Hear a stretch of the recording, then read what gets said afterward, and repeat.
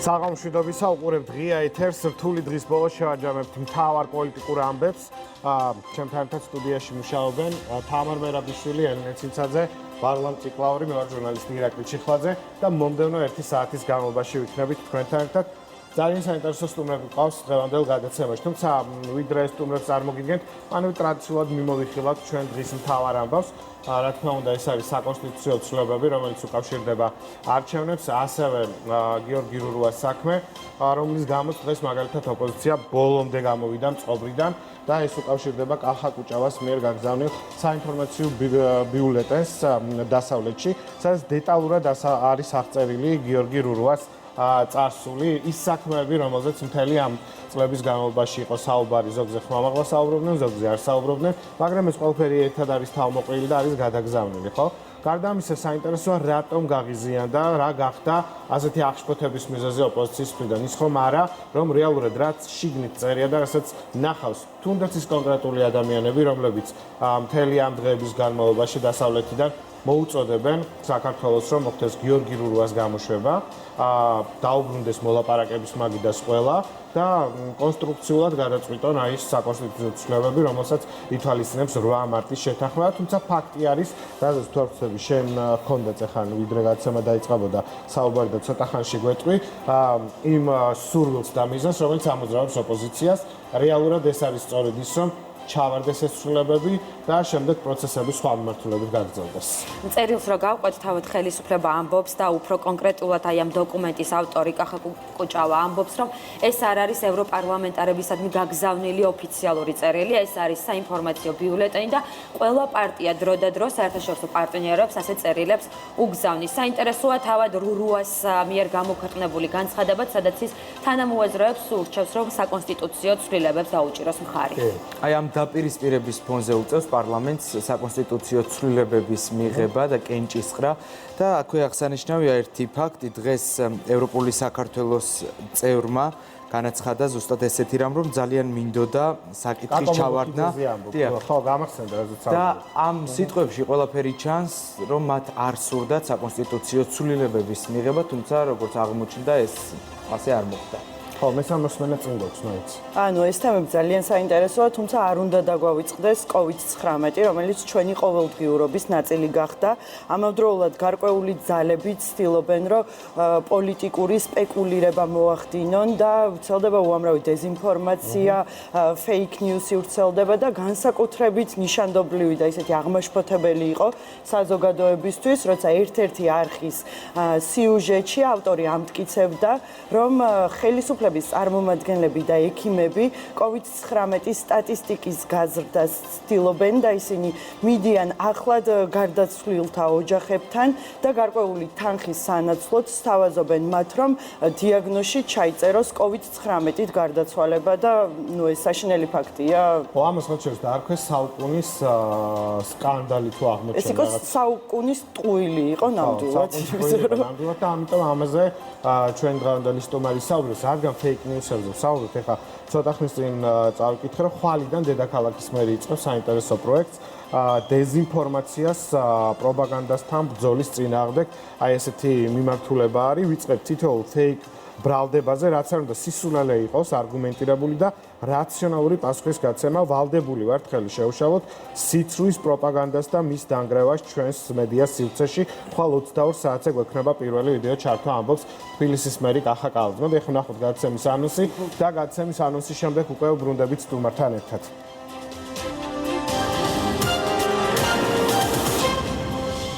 ვინ არის ხელისუფლებაში და ოპოზიციაში?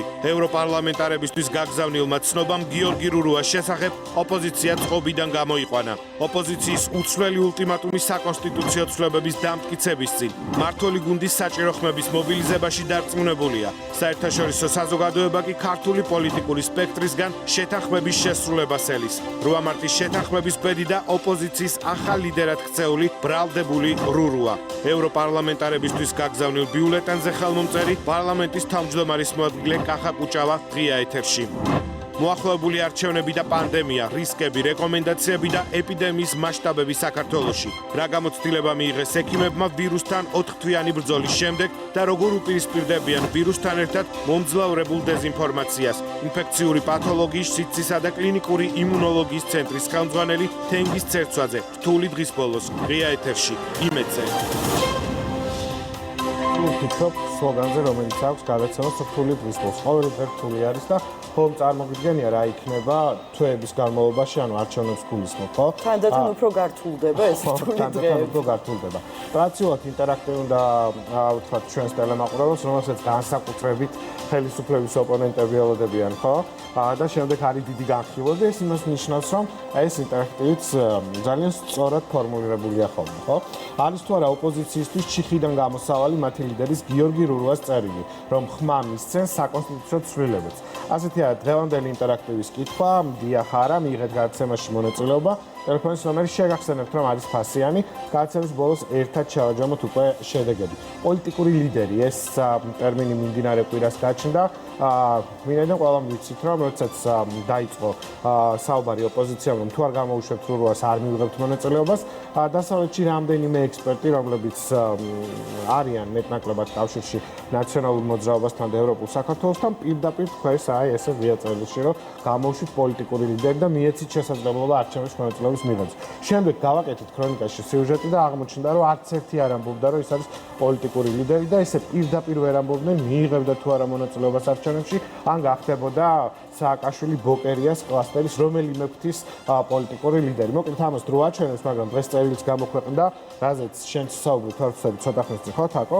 ამ მიმართულებითაც გავამახვილებთ ყურადღებას. აი ხა კიდევ ერთი დეტალი, რომელიც საინტერესოა და არ მინდა რომ დამავიწყდეს, დაახლოებით 1 საათის წინ სოციალურ ქსელში გამოქვეყნდა კადრები, რომელიც თარიღდება 2000 წლით. ჩვენ ამაზე იმედის კვირაში გახსოვთ, რომ ძალიან ბევრი ვიმუშავეთ და გვქონდა დოკუმენტური მასალაც მოპოვებული ექსკლუზიურად, მაგრამ ეხლა ვხედავთ კადრებს და ინფორმაცია, რომელიც იმედის კვირაში გავიდა, მე ტელემაყურებელს ამ მონაცემს კიდევ ერთხელ შევახსენებ. 2000 წლის 26 ივნისით თარიღდება ეს კადრები, რეისი ვენა თბილისი, ნომრით 853. შეერთებული შტატების საიმიგრაციო სამსახურის ორმა ოფიცერმა ინტერპოლის წითელი ცირკულარით ძებნილი გიორგი რურვა ატლანტიდან ჰოლანდიისა და ავსტრიის გავლით საქართველოში ჩამოიყვანა და სწორედ ამ კადრებს ხედავს ახლა ჩვენი ტელემაყურებელი. მე კიდევ ერთხელ განმეორდები და ვიტყვი, რომ დაახლოებით 1 საათის წინ ეს კადრები გამოჩნდა სოციალურ ქსელში.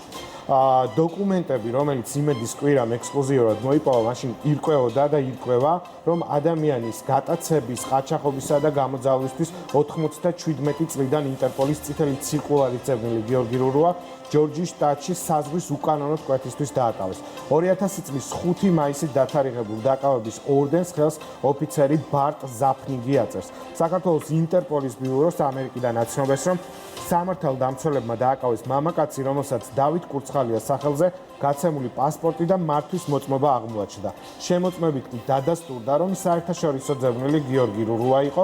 რურვამ დაკავებისას აღიარა, რომ ამერიკის შეერთებულ შტატებში 99 წლის სექტემბერში მექსიკიდან შევიდა სწორედ დავით კურცხალიას პასპორტით. ამ დოკუმენტებით ასევე ირკვევა, რომ მისი ძებნის ისტორია 95 წლის 8 სექტემბრიდან იწყება, როცა რურვა ჯერ საქართველოში გამოცხადდა ძებნილად, მოგვიანებით კი საგამოძიებო სამმართველომ დასახმარებლად მიმართა ინტერპოლს. და კიდევ ერთი დეტალი, ინტერპოლის ცენტრალური სამდივნოსთვის საქართველოდან გადაგზავნილ თხოვნაში რურვა დასახელებულია როგორც აგრესიული, შეიარაღებული, ყველობისადმი მიდრეკილი, გამოძალვასა და ადამიანის გატაცებაში ბრალდებული. წითელი ცირკულარის ძებნის გამოცხადების შემდეგ საქართველო ოპერატიულ ინფორმაციას უწყვეტად იღებდა. 99 წელს კი ვაშინგტონში სასწრაფო შეტყობინება გაგზავნეს, რომლის მიხედვითაც გიორგი რურვა ყალბი პასპორტით სწორედ იქ უნდა ყოფილიყო. ინტერპოლის ვაშინგტონის ბიუროს იმ მისამართის გადამოწმებაც თხოვეს, სადაც იმ დროისთვის გიორგი რურვას ძმა ნიკოლოზ რურვა ოჯახთან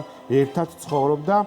ჩვენს მიერ მოპოვებული ინფორმაციით დასტურდება, რომ გიორგი რურვამ ამერიკის შეერთებულ შტატებში ვიზა საქართველოში ჯერ კიდევ 94 წელს ითხოვა და მას ამ ვიზაზე უარი ეთქვა.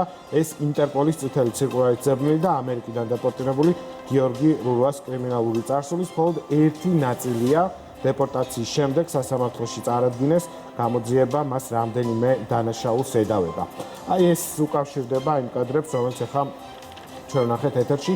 ახლა ტრადიციულად რა კითხვები გვაქვს გაცემის პირველ სტუმართან, რა გვაინტერესებს და შემდეგ უკვე კახა კუჭავა შემოგვერთება. მე მგონი ყველაზე საინტერესოა მის მიწერილ ბიულეტენზე რატო აღშფოთ და ასე ოპოზიცია რამ გააღიზიანა, დარწმუნებული ვარ მას ამ კითხვაზე პასუხი ექნება. საინტერესო ისიც რატომ არ მოხდა ევროპარლამენტარებისათვის მსგავსი შინაარსის წერილის მიწერა აქამდე და ეს ხომ არ არის დაგვიანებული. ფაქტობრივად დაიწყო საარჩევნო კამპანია და ძალიან მნიშვნელოვანია, როგორ ემზადება მმართველი გუნდი არჩევნებისთვის და ასევე საინტერესოა ჩვენი სტუმრისგან მოვისმინოთ მისი მოსაზრება, რას ფიქრობს ოპოზიციის წევრები დაუჭერენ თუ არა კენჭისყრაში, მიიღებენ თუ არა მონაწილეობას.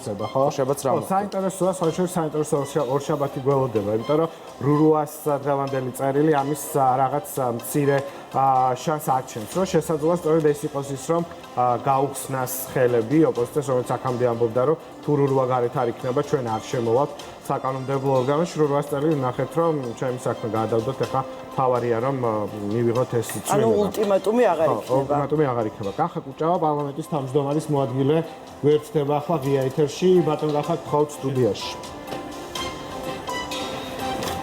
მადლობა რომ ხართ ჩვენი გადაცემის სტუმარი. მოკლედ დიდი ხმაური გამოიწვიეთ დღეს ოპოზიციაში. ბოლო პერიოდში ესეთ განრისხებული ოპოზიცია, სიმართლე გითხრათ. და ჩვენ არ გვინახავს, ერთმანეთის მიმართ უფრო იყვნენ ბოლო პერიოდში მაჟორიტარული ოლქების თუ სკამების გადანაწილების კონტექსტში გაბრაზებულები. რა მისცემთ ასეთი? რა მისცემთ ასეთი? როდესაც სიმართლეს უპირისპირებთ ყუილს, ყოველთვის ძალიან წარეთ ხდებათ ხოლმე, რადგან რა წერია ამ ბიულეტენში ასეთი, რომ დღეს აი ასეთი აღშფოთებულია ოპოზიცია და აი სწორედ ამ წერილს დღეს საფრიალებენ და არ არის ეს წერილი საქართველოს ამდენჯერმე გავიმეორე, გააშუქეს, არ გააშუქეს, პირველში მოგესალმებით ყველას, მადლობა მოწვევისთვის. ეს არის ჩვეულებრივი საიახლეების ბიულეტენი, ასე ვთქვათ, ნიუსლეტერი, რომელიც იგზავნება პარტიიდან, არა მხოლოდ ჩვენი პარტიიდან, ყველა პარტია აგზავნის ამას, მზადდება კონკრეტული ინფორმაცია და შემდეგ იგზავნება. უშუალოდ ამ ნიუსლეტერს რა ისტორია აქვს, ესე ვიტყოდი, ჩვენ კვირას, როდესაც პირველი მოსმენით მივიღეთ კენჭი საკონსტიტუციო ცვლილებები. რა თქმა უნდა, უკვე წინასწარ ქონდა მზად და მივიღეთ ჩავასწორეთ დეტალები, ვინ რამდენმა ადამიანმა დაუჭირა მხარი, თუ რა მოხდა რეალურად და ეს დავაგზავნეთ ყველასთან. რა თქმა უნდა, ეგ აღინიშნა, რომ ოპოზიციამ მათ შორის ევროპულმა საქართველოს განაცხადა, რომ ახლა კი უყარეთ კენჭი, მაგრამ შემდეგ არ უყრეთ კენჭს, ხოლო ნაციონალური მოძრაობა საერთოდ არ მივიღეთ მონაწილეობას და გვარი რურუა რაზეც პასუხები მოვიდა და ვკითხეს, რომ ვინც არ იცოდა, ყველა ხო არის ეს რურუა ვინ არის და რატო არის ეს ესეთი მნიშვნელოვანი კომპონენტი. სატელეფონო რამდენიმე საუბარი მქონდა, იქაც კითხეს და მომიწია ამის ახსნა, ამიტომ ასევე დაიბადა გუნდში ვინც მუშაობს ამ საკითხზე, რომ გაჩენილი ყო ესეთი საინფორმაციო ბიულეტენი, რომელსაც ქვია რურუა 8 მარტის შეთანხმების წინააღმდეგ. წერია, ეგ არის საინტერესო, რა წერია ასეთი ამ მხოლოდ ის ინფორმაცია, რომელიც აღშფოთება გამოიწვია. ძალიან ბევრი სიცრუე გავრცელდა დღეს, თუნდაც ის რომ იყო ჩემს მიერ ხელმოწერილი, ეს ხელმოწერილი არ არის, არც ბლანკზე არ არის, უბრალოდ ლოგოა ქართული ოცნების, სადაც ჩვენი პარტიის ლოგო იყოს წარმოჩენილი, საუბარია და არ წერია რომ ვინმე კრიმინალი ან ჯარდებულია და ასე შემდეგ. აქ საუბარი არის ის ფაქტები, რომელიცაც ცნობილია, რომ 90-იანებში იყვნენ მხედრიონის წევრი, რომ მისი ძმა იყო სააკაშვილის მთავრობის წარმომადგენელი, მინისტრი, მითითებული არის რომ თორაძის ოჯახის საქმე, სადაც ჩვენ არ ვამბობთ რომ ვინმე მოკლა, საუბრობთ რომ მიუთითეს რომ მე ადამიანმა ნახა. არა, აქ საუბარია რომ ხო თამარ თორიძემ მიმართა გენერალურ პროკურატურას და ადასტურებს რომ მან თვითონ ნახა თუ როგორ მოკლეს მისი ოჯახის წევრები. ფაქტები არის უბრალოდ. ერთ-ერთი ყველაზე დიდი რაც ესე იგი გამოხმაურება გამოიწვია არის ბოლოში გვიწერია ესეთი რაღაც რომ მედიას ფლობს მიზან მიმართულად. 2.5%-ია საუბარი, რომელიც ნაყიდი აქვს 2500 ლარად. აი ეს ხელშეკრულების ამონარიდი არის, სადაც პირდაპირ წერია მეორე მუხში და დღეს თვითონ ადვოკატი გვარი არ მახსოვს მანაც ახსენა რომ 2500 ლარა თუ არის ნაყიდო, მაგრამ შემდეგ უკვე ოფციითო რომ გამოისყიდისო.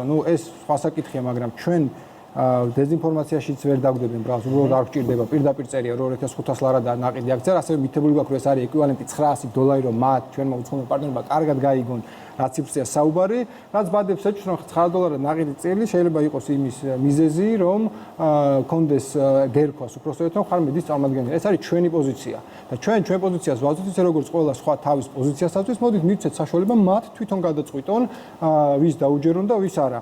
რაც ყველაზე მთავარია დღეს ასევე ერთი ახსენეს რომ ეს გამიგიო ჟურნალისტური გამოძიება მაინც იყოს ან რაღაც ესეთი. აი ბოლოში პირდაპირ გას მითებული ლინკი YouTube-ის, სადაც არის თქვენი გადაცემა სხვათაშორის, რომელსაც დავადეთ ინგლისური სუბტიტრები, რადგან ჩვენ ესე დეტალებში ვერ ავწერდით ამას, არც ეკითხავდა არავინ. აი ეს იყო მთელი ისტორია, რომელმაც შრომის შედეგი ექსკლუზიური მასალები, რომელიც ჩვენ ამ სიუჟეტში გვაქვს გამოყენებული თამარ გოგესაშვილი. ასევე სხვათაშორის მითითებული არის, აი აქ ასევე აჩვენებდით, ჩვენ კადრები არ ქონდა ნახი, დღეს გავრცელდა ეს კადრები. ფაქტს ვთითებთ, რომ მოხდა წითელ ცირკულარში ინტერპოლის მიერ გადმოცემა ამ ადამიანის, რომელიც იყო მოხსენებული როგორც ამ адам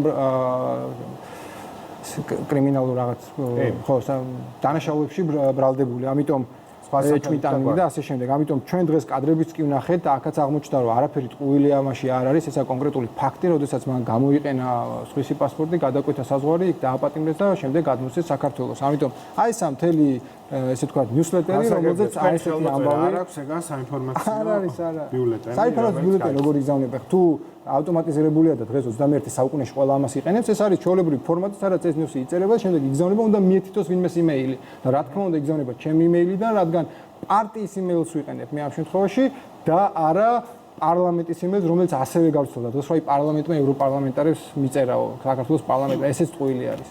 გასაგებია. დიახ, ანუ მაინტერესებს თქვათ ოპოზიციის და რურუას ადვოკატების მთავარი არგუმენტი იყო ის, რომ შინაგან საქმეთა სამინისტროში არ მოიპოვება ცნობა რურუას სისხლის სამართლებრივი პასუხისმგებლობის საქმეებთან დაკავშირებით. ჩვენ არც გვიწერია ეს. აქ არ წერია მსგავსი არაფერი, ეს საჯარო ინფორმაცია შეგვიძლია გადმოგცეთ, თარგმნოთ. სხვადასხვა ტაბულამ თარგმნა დღეს, მაგრამ ვთხოვեմ ჩემს თანაშემწემს ხო და გარკვეული ესე იგი არასწორი თარგმანი არის რაღაც რამდენიმე კომპონენტი აკლია, თუმცა ნუ ისეთი არაფერი. აქ პირდაპირაც მითითებული კონკრეტული ფაქტები და დოკუმენტები, რაც ჩვენს ხელში იყო და სპეციალურად შევეცადეთ ერთგვერდში ჩაგვეტია, რომ ხა ბევრს არც კითხულობს არავინ, ესა უცებ პატარა ინფორმაცია. ასევე ამბობენ, რომ ამით ქართული ოცნება ცდილობს ერთგვარ ზეწოლას სასამართლოზე. აი ამ ბრალდებას რას უპასუხებთ და აქვე მინდა გკითხოთ, თუ ეს იყო საინფორმაციო, აქამდე რატომ არაცნობ ვთქვათ საერთაშორისო საზოგადოებას მართლმა პარტიამ და ხო არ მოხდა ეს ცოტა დაგვიანებით. ხო, ჩვენი თვითმიზანი არ არის ვინმეს მიმართ კონკრეტულად ეს ზუსტად ეს კითხვა, რომელიც პასუხს ვეცემს პირველ კითხვას, რომელიც დასვით ჩვენ ამას არ ვიყენებთ პოლიტიკური ზეწოლის ეს რომ გდომოდა პირდაპირ გაუგზავნიდით მართლა მიზანმიმართულად და მოგვითხოვდით რომ აი ესეც ეცნობოს ან სასამართლოს და ასე შემდეგ, ხო? აი ეს წერილი არც უნდა ყოფილიყოს, რომ ესეთი გზავნება კვირაში ერთხელ მაინც და არასდროს არ არის ცნობილი. თვითონ აწიეს ეს თემა რადგან ჩათვალეს რომ აი რაღაც ხელში ჩაუვარდათ და აი ეს კიდევ ერთხელ ქონდა ნიადაგი მომზადებული. კვირაში ერთხელ იგზავნება ჩვეულებრივად. თქვა რომ რურო არის ოპოზიციის პოლიტიკური ლიდერი, ახალი ლიდერი, ხო? ხო, ესეც საინტერესო ფრაზა არის. შემდგომ საუბარი მესამე მოსმენა გაქვს წინ, თუ არ გამოუშვებთ, არ მივიღებთ მონაწილეობას და პარალელურად უკვე გაჩნდა და ლოგიკური იყო ოპოზიციამ 8 მარტის შეთანხმება დაარღვია. ეს ყველაფერი უძღოდა ამას წინ. ხო, ამას ბევრი რამე უძღოდა ამავე დროს წინ საბოლოო ჯამში ჩვენ რასაც ვხედავთ და ის მე არადეკვატური ქმედებები, რომელიც მათი მხრიდან არის და ვიტყოდი რომ აბსოლუტურად დაკარგულები არიან არც სტრატეგიაში, არც რაღაც მიზანმიმართულ ქმედებებში. დღეს ისიც კი მოვისმინეთ განცხადება, რომ ნეტა ჩავარდეს მესამე მოსმენაო, პირდაპირ ხას უსვავს თუ რამდენად არათანხმედრაში არის მათი ქმედებები და ცდილობენ ყველაფერი გამოიყენონ და პირველ რიგში ეს არის ყალბი ინფორმაცია და არასწორი ინფორმაციის მიწოდება მოსახლეობაზე, რომ როგორმე თავის რაღაც ოდნავ მაინც პლუსების ჩაწერა მოახდინა. თუმცა ბატონ კახა, აი ეს ეგრეთ წოდებული ნიუსლეტერი ოპოზიციისთვის არის დასტური იმის, რომ გიორგი რურუა პოლიტპატიმარია. ნუ ასე განაცხადა გიგა ბოკერია. ეს ხომ არ გახდება ახალი ბრალდებების საფუძველი, ახალი ბრალდებების საბაბი. ხო, მათ ახლა არ დაუშლით არც ჭკუა და არც ენერგია, რომ ახალი ბრალდებები წამოვიდნენ, რაც უნდათ ისი ლაპარაკონ, მაგრამ ჩვენ შეჩეულები ვართ მსგავს ინფორმაციას, ჩვენ კიდევ ერთხელ ვამბობთ და ვიმეორებთ, მე ბევრჯერ მთხოვეს, რომ ცოტა დეტალური კომენტარები გამეკეთები, არც არასდროს გავაკეთებ. არ არის ჩემი საქმე, პოლიტიკოსის საქმე ჩავერიო სასამართლო გადაწყვეტილებაში, სასამართლომ თვითონ უნდა მიიღოს გადაწყვეტილება და ყველასთვის გახდება შემდეგ ცნობილი თუ ვინმე არენდობა, შეიძლება ამის შემდეგ გასაჩივრებას კიდეც და ეს შემთხვევები ბევრი ვიცით, თუმცა ისიც გვახსოვს ქართული ოცნების ხელისუფლების პერიოდში თუ რამდენად შემცირდა მსგავსი გადაწყვეტილებებიდან ნდობა სასამართლოს მიმართ, რამდენად არის გაზრდილი, მათ შორის გულისხმობ ძალიან ბევრი ხმაურიანი გადაწყვეტილება, რომელიც მიიღო სტრასბურგის ადამიანის უფლებათა სასამართლომ. ამიტომ კიდევ ერთხელ ყველაფერს ველოდებით, მაგრამ ფაქტი ერთია და კიდევ ერთხელ გავიმეორებ, როდესაც სიმართლეს შემხარესა ადვილი არის ოპონირება. დააქვე ძალიან საინტერესოა თავად რურუას დღევანდელმა განცხადებამ შესაძლოა ბიძგი მისცეს ოპოზიციას რომ მიიღოს მოახლოებულ კენჭისყრაში მონაწილეობა. გარდა ამისა, ისინი ამბობენ, რომ რურუა არის ეგრეთ წოდებული პოლიტპატიმარი. ამას ამბობდნენ გუშინ, ამბობენ დღეს და სავარაუდოდ იტყვიან ხვალაც.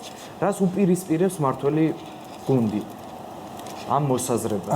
ნახეთ თქვენს ინტერაქტივის მივაქცია ყურადღება, რომ ამდენად ეს მათთვის გამოსავალი არის თუ არ არის. ჩიხიდან გამოსავალი. არა, როგორი გამოსავალი მიგაჩნიათ ახლა ან ერთი ან მეორე შემთხვევა მათთვის. უკვე ჩიხში არიან, რომელთაც ჩემი აზრით გამოსვლა მათ ძალიან გაუჭირდებათ, რადგან ერთი არის რომ თქვათ დაუჯერონ და თქვან რომ აი რადგანაც მოგვიწოდა გიორგი რურუამ ჩვენ ამიტომ მივიღებთ გადაწყვეტილებას, მეორე არის რომ თქვან ისიც რა მაინც არ მივიღებთ გადაწყვეტილებას და ამით საერთაშორისო საზოგადოების წინაშე კიდევ უფრო ასე ვთქვათ მეტი კრიტიკა დაიმსახურონ, რადგან ძალიან კარგად ხედავთ ჩვენ და გვესმის საერთაშორისო პარტნიორების თუ დიპლომატების, მათ შორის ფასილიტატორი ერჩების მოწოდება, რომ ყველამ შეასრულოს 8 მარტის ხელშეკრულება და მხარი დაუჭიროს საკონსტიტუციო ცვლილებებს. ესეც ალსახად და ნათქვამი.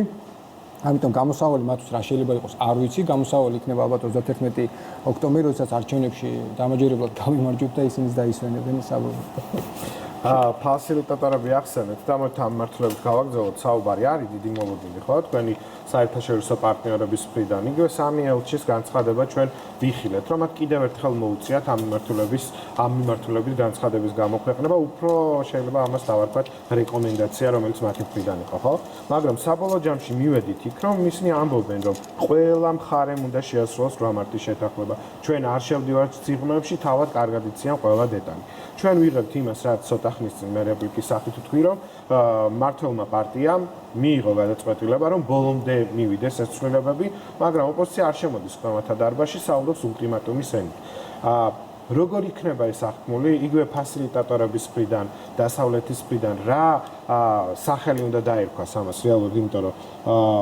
ჩიხში არის პროცესი არ არის თანხმობა და თუ იმას ვამბობთ ახლა ჩვენ რომ ხმები საკმარისია რაც ჭირდება ეს მოგროვდება ეს გასაგებია მაგრამ იგივე ფასილიტატორების სურვილია რომ ეს იყოს ერთი თლიანი ყველა ვინც ამ პროცესშია ჩართული ყველა პოლიტიკოსი სრული მხარდაჭერა მოდით გავიხსენოთ ცოტა უფრო შორსავალთ საიდან მოდის ხო ეს ხო ჩვენი მოსახლეობის ძალიან დიდი ხნის სურვილი რომ პროპორციულ არჩევნებზე საბოლოოდ გადასულიყავით ნაციონალური მოძრაობის პერიოდში ეს არათუ არ მოხდა 150-ზე თანაფარდობა 100 პროპორციული 50 შეიცვალა 73-77-ზე შემდეგ იყო მცდელობა ქართული ოცნების ხელისუფლების დროს სადაც არ დაუჭირა ოპოზიციამ მხარი და საკონსტიტუციო უმრავლესობა მაშინ არ ქონდა ქართული ოცნებაზე ვერ გავიდა ეს ცვლილებები იყო 2017 წელს დაწყებული პროცესი როდესაც ჩვენმა მოწვევის პარლამენტმა უკვე დაიწყო საკონსტიტუციო ცვლილებებზე მუშაობა და მაშინ მათი მხარდაჭერა რომ ყოფილიყო 2020-ში უკვე ჩვენ გვექნებოდა პროპორციული არჩევნები თუმცა მოხდა საბოლოოდ კონსტიტუციაში ჩაწერა 2024 წლის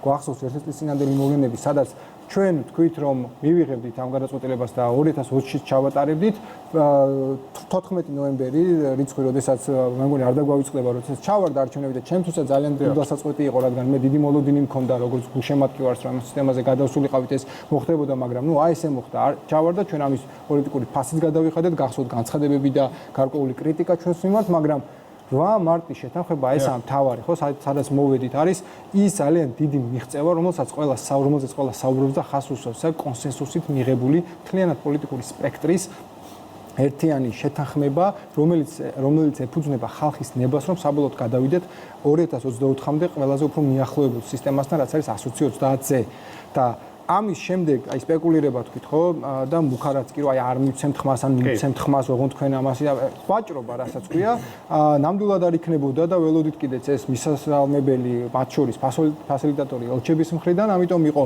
პარასკევს პირველი მოსმენის წინ პირდაპირ მოწოდება რომ აუცილებლად დაუჭიროს ყველა მხარი ვინც ხელი მოაწერა ამ შეთანხმებას და არ ვიცი სხვა ტვიტები თუ განცხადებები არა მხოლოდ საქართველოსგან ევროპა და ამერიკიდან ამით რასაც აკეთებენ რა თქმა უნდა მხოლოდ თავის დისკრედიტაციას ჩემი აზრით და ის ნდობა რომელიც მათ წინასაარჩევნო წესით უნდა ეზრდებოდეს ხო როგორც ჩვეული პარტიას უნდა გქონდეს ამის მცდელობა პირიქით ხედავთ რომ ხდება ანუ ქართულ ოცნებას ანუ გაქვთ იმის იმედი და ამბობთ რომ პრობლემა არ იქნება ხმების მობილიზება მაგრამ თუ მესამე მოსმენაზე ისევ არ მივა საპარლამენტო ოპოზიცია და თქვათ ისევ თავის მოთხოვნას დააყენებს ultimatum-ად ანუ ეს ხომ არ ქმნის წინაპირობას უკვე დამტკიცების შემდეგ ეჭქვეშ დააყენოს აი ეს ცვლილებები და ნდობა ამ ცვლილებებისადმი ვერა ორი მიზეზის გამო, ერთი რომ ეს მარტო ქართული ოცნება არ იღებს და სხვა პოლიტიკური სუბიექტებიც და სხვათა შორის მართლა არჩილმაც თავებაზემაც გადაუხადა მადლობა და მეც გამოვიყენებ ამ შესაძლებლობას, რომ მათ ის პირობა შეასრულეს და მათ ხარი დაუჭირეს ცვლილებებს, მიუხედავად ბევრი კრიტიკისა ჩვენს მიმართ და უკმაყოფილებისა სხვადასხვა საკითხებთან დაკავშირებით, ფაქტია რომ ეს ცვლილებები შედგა. ესე იქნება მესამე მოსმენაც და მხოლოდ და მხოლოდ ის მხარე, ვინც საბოლოო ჯამში მაინც გადაწყვეტს და არ მიიღებს ამ პროცესში მონაწილეობას, უფრო თვითონ დაზარალდება, ვიდრე დააზარალებს თქვენი მოლოდინი როგორია, მიიღებენ ჩვენ იცით დარწმუნებული ვარ, მიიღებენ თუ არა არ ვიცი, იმდენად unpredictable გაუთვალისწინებელიც არა, ხო არაპროგნოზირებადები არიან ამ კუთხით თავიანთი ქმედებებით ბოლო დღეების განმავლობაში მით უმეტეს განცხადებებში რომ არაფერი არ გამიკვირდება მე მათ უსურვებდი რომ მიიღონ ეს გადაწყვეტილება და ხალხის ნება რაც არის ამასცენ პატივი რადგან უნდა გვაუწყდეს ეს არ იყო ჩვენი მხარეებს შორის შეთანხმება ხალხის ლობიზმის თემას მინდა შევეხო იმიტომ რომ ესეც ბოლო პერიოდში დიდი საუბრის და მსჯელობის თემა იმიტომ რომ დასავლეთიდან ნახეთ ხო რამდენიმე განცხადება ერთგვარ რაღაც ყურის აწევას გავდა ეს განცხადებები მართველი გუნდის მისამართთ ასევე იყო რაღაც არადეკვატური ჩანაწერები კონკრეტულ რეკომენდაციებში ამოგლეჯილი რაღაც მერე გაიყვა რომ საერთოდ არ ქონდათ თავად კონგრესმენებს წაკითხული რა ეწერა შეგნით თითქოს სხვა ექსპერტთა ჯგუფებმა მოამზადეს და ასე შემდეგ. მოკლედ გუშინ არენაში იყო ირაკლი ყობახიძე რომელმაც თქვა რომ იგივე ნაციონალურ მოძრაობას ხელისუფლებაში ყოფნის დროს ძალიან კარგი კონტაქტები ჰქონდა და რა თქმა უნდა ხა ლობიზმის თემას კარგად იყენებენ. მე მაინტერესებს მმართველი პარტიას რა მდგომარეობა აქვს ამ მიმართულებით საერთაშორისო ასპარეზზე რა კომუნიკაცია და რამდენად მჭიდრო ეს ურთიერთობა დასავლეთთან, იმიტომ რომ დიპლომატებისგან, იგივე ამერიკის შეერთებული შტატების ელჩისგან ჩვენ მოვისმინეთ, ხო, არასდროს არ ყოფილა ასე მჭიდრო ის ურთიერთობა, რასაც ქვია საქართველოსა და დასავლეთს შორის თანამშრომლობა. ჩვენ მხარეს არის ერთი ძალიან ძლიერი არგუმენტი, ეს არის კონკრეტული ფაქტები და ეს მიღწევები, რომელიც ჩვენ გვაქვს დასავლეთთან, იქნება ეს ევროპა თუ ამერიკა და გვახსოვს განცხადებები ოფიციალური ვაშინგტონიდან, საელჩოებისგან, მათ შორის ევროპარლამენტარები და ის კონკრეტული შედეგი, რასაც მივახციეთ, ხო, ეს არის ასოცირების ხელშეკრულება ევროპასთან, ღრმა და ყოვლისმომცველი ვაჭრობის, თავისუფალი ვაჭრობის ხელშეკრულება არის, ყველაზე მეტად გაგვიხარდა ალბათ თავისუფალი ვიზო მიმოსვლის რეჟიმი და ასე შემდეგ. ამას ესე არ ჩუქნიან, იმიტომ რომ რაღაცას მოეწონე, ხო? ეს არის ვალდებულებები, რომელსაც შენ იღებ, რომელსაც ასრულებ, ისინი აფასებენ ამ შესრულების ხარისხს და მხოლოდ ამის შემდეგ შენ განიჭებენ და გაყენებენ კიდევ უფრო პრივილეგირებულ მდგომარეობაში, უფრო ახლოს ევროპასთან.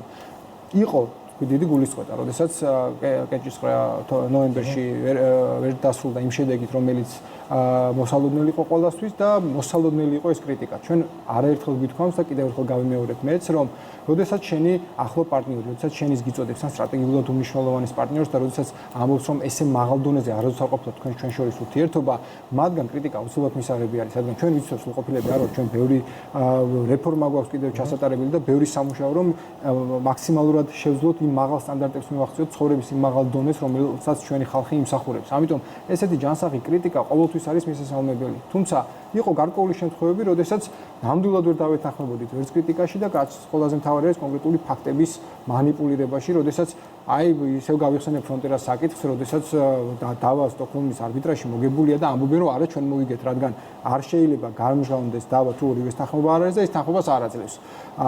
ლობისტი, რომელიც ოფიციალურად იღებს მათგან თანხას, აკეთებს განცხადებებს, რაც მოსალოდნელი არის. აქ ძალიან ცუდ დაჭერს, სანამ ხალხს ამ დეტალებს აუხსნი გონიათ, რომ ისე დეტალურად იცის ეს ფრონტერას საქმე, რომელიღაც კონგრესმენმა და ჩართულია ამ ურთიერთობაში, ამიტომ აკეთებს განცხადებას, მაგრამ რეალობა არის ის, რომ ეს იქ საკმაოდ კანონიერი საქმიანობა არის და ის მისი ვალდებულება მას შემდეგ რაც აქვს გაფორმებული ლობისტურ კომპანიასთან კონტრაქტი, მისი ინტერესები დაიცვას. ამიტომ არ უნდა გაგვიკვირდეს თუ ხანდახან გამოერევა ხოლმე მსგავსი განცხადებები, რაც შეეხება 13 კონგრესმენის ანგარიშს და იმ აბსოლუტურად კონტექსტიდან ამოვარდნილ წინადადებას ბიზნეს ივანიშვილთან დაკავშირებით, რადგან კონკრეტული მიზანი ქონა იმ წინადადებას სიტყვა დესტაბილიზაცია ეხმარება თქოს ბიზნეს ივანიშვილი ცდილობს ამას, როდესაც ძალიან კარგად ვიცით ამ ადამიანის და ქართული ოცნების მმართველობის დამსახურება არის, როდესაც მან პრემიერობიდან ჩაუყარა ჯერ კიდევ საფუძველი, ესეთი სტაბილური განვითარების პერიოდი საქართველოს არ ქონია. არ ვამბობ მხოლოდ კონფლიქტებზე, ხო, აქ არის ძალიან ბევრი კომპონენტი და ის მიღწევები, რომელსაც ქვეყანას აქვს ჩვენ ევროატლანტიკურ გზაზე. ყველაფერს თავი დავანებთ, იმიტომ რომ მართველი პარტიის ლიდერი დესტაბილიზაციის აწყობს თავის ქვეყანაში, რაც ესეთ დესტაბილიზაციას ვინც აწყობს, ვინც ცდილობს, კარგად ხედავთ, თუნდაც გასაგებად. ბატონ კახა, მოახლოებულ არჩევნებთან დაკავშირებითაც მინდა გკითხოთ, როგორც ვიცით, ქართული ოცნება აპირებს, რომ ივლისში აპირებს მაჟორიტარი კანდიდატების დასახელებას და მე უკვე წინასაარჩევნო კამპანიას აქტიურად. ხომ არ გაგვიმხელთ იქნებიან კონკრეტულ ოლქებში, ვთქვათ, ცნობილი ძველი პოლიტიკოსები და ძველი სახელები, თუ იქნებიან ახალბედები? ეხა ჩამოგისვლით ხოლმე. რამოდენიმე მაინც. ახალბედები იქნებიან. გულწრფელად გეტყვით, არა, გულწრფელად გეტყვით, რომ დღეს ჩვენი მთავარი მიზანი არის საკონსტიტუციო ცვლილებები და შემდეგ უკვე საარჩევნო კოდექსის ცვლილებები, რომელიც განხორციელდება ეუთო ოდირის რეკომენდაციების შესაბამისად, მივიყვანოთ ბოლომდე. საპარლამენტო საქმიანობა დავასრულოთ, საგაზაფხულო სესია დავხუროთ და მხოლოდ ამის შემდეგ ვიფიქროთ უკვე წინასაარჩევნო პერიოდზე. რა თქმა უნდა, მსჯელობაც არის, კანდიდატებიც არის, არ იქნება უბრალოდ მართალი მე ვინმე დავასახელო, რადგან მოდით გადაწყდეს საბოლოოდ ჩამოყალიბდეს როგორ წარმოგიდგენიათ ახალბედების გარეშე პარტია შეხვდეს ახალ საარჩევნო ციკლს, ხო? აუცილებელია რომ განახლდეს გუნდი, დამიჯერე ძალიან ბევრი საინტერესო სახე იქნება და ძალიან მაღალი დონის პროფესიონალი, ვინც გააძლიერებს ჩვენს რიგებს და ამას ყველა გაიგებთ, როდესაც ოფიციალურად გავაცხადეთ. ბატონო კახა, ოპოზიციურ ერთობაში აზრთა სხვადასხვაობისა და დიდი განხილვის შემდეგ მან ჩამოყალიბდნენ თბილისის მაჟორიტარი ოლქების კანდიდატებზე, 8-დან 6-ზე ჩამოყალიბებულები არიან და ისინი პირდაპირ აცხადებენ, რომ ისინი აპირებენ არჩევნების მოგებას პირველივე ტურში. საერთოდ თუ განიხილავთ მეორე ტურს და თუ თვლით, რომ ესეთი ძლიერი ოპონენტები ყავთ? თუ იმ რეიტინგებს გავითვალისწინებთ, რომელსაც ჩვენ ვატარებთ და რა თქმა უნდა, ჩვენთვის ეს არის საზომი ერთეული, ჩვენ ძალიან დამაჯერებელ გამარჯვებაში დარწმუნებულები ვართ. რა თქმა უნდა, გარკვეულ ოლქებში შეიძლება მეორე ტური იყოს, თუმცა კიდევ ერთხელ საბოლოო ჯამში ჩვენ დარწმუნებული ვართ, რომ ძალიან დამაჯერებელ გამარჯვებას მივაღწევთ. ბოლო პერიოდში განვითარებულმა მოვლენებმა იმ წარმოუდგენლად კარგმა შედეგმა და შედეგში გულისხმობ ამ შემთხვევაში მზადყოფნა მთავრობისა, რომ დაიცვას თავისი ხალხი ყველანაირი გამოწვევისგან, რომელიც სამწუხაროდ ბევრმა განვითარებულმა ქვეყანამ ვერ შეძლო. კრიზისის პერიოდში აჩვენეთ, რომ რამდენად ძლიერი ხარ, შემდგარი სახელმწიფო ხარ. რა თქმა უნდა, ძალიან ბევრს გადააწყვეტინა, რომ ქართული ოცნებას დაუჭიროს კვლავ მხარი, ამიტომ ეს შედეგები, ეს კურსი, რომელსაც ჩვენ ვაგრძელებთ, ის ბევრი შეცდომა, რომელსაც ოპოზიცია აგრძელებს სამწუხაროდ, რომ დაუშვას, არის საბოლოო ჯამში ის მთავარი მიზეზი, რომელიც მიგვიყვანს ჩვენ დამაჯერებელ გამარჯვებამდე. ძალიან დიდი მადლობა, რომ იყავთ ჩვენი გადაცემის სტუმარი. ძალიან საინტერესო ინტერვიუ გამოგვივიდა. ხშირად არ ხართ ჩვენი გადაცემის სტუმარი, მაგრამ აი იმდენად საინტერესოა წავიდა, რომ ხშირად უნდა გვესწრებოდეთ. სიამოვნებით. მადლობა. კახა კუჭავა, პარლამენტის თავმჯდომარის მოადგილე იყო, ღია ეთერის პირველი სტუმარი. ჩვენ ახლა გავაგრძელებთ პირდაპირ ჩართვას. ნიკოლოზ მეტრეველი, პოლიტოლოგი შემოგვიერთდება, ვიდრე რეკლამაზე გავალთ. ნიკოლოზ, ღამემშვიდობის და მადლობა რომ ხართ ჩვენთან ერთად. მოგესალმებით, მადლობა თქვენ როგორც რთული დღის ბოლოს, ცოტა რთულია ხოლმე ამ დროს გადაცემაში მონაწილეობა და ამისთვის განსაკუთრებული მადლობა. მადლობა თქვენ. ბატონ ნიკოლოზ, მინდა გკითხოთ, კახა კუჭავას მიერ გაგზავნილ ბიულეტენთან დაკავშირებით, რამ გააღიზიანა თქვენი აზრით ასე ოპოზიცია, იმიტომ რომ მათთვის ეს ხომ არ არის ახალი, იმიტომ რომ ყოველთვის ცდილობენ საერთაშორისო საზოგადოების ინფორმირებულობას. აი თქვენი აზრით, რამ გააღიზიანა ოპოზიცია ასე ძალიან? კი ბატონო, ძალიან მარტივია ყველაფერი. აქამდე თუ კანდელაკი აგზავნიდა დილას საღამოს დეპეშებს, დღეს უკვე ქართულმა ოცნებამაც მოახერხა და ჩვენ დასავლელ პარტნიორებს მიაწოდა ზუსტი დეტალური ინფორმაცია არსებულ მდგომარეობის შესახებ და ყველა იმ პიროვნების შესახებ, რომლებიც იწოდებიან ეგრეთ წოდებულ პოლიტპატიმრებად.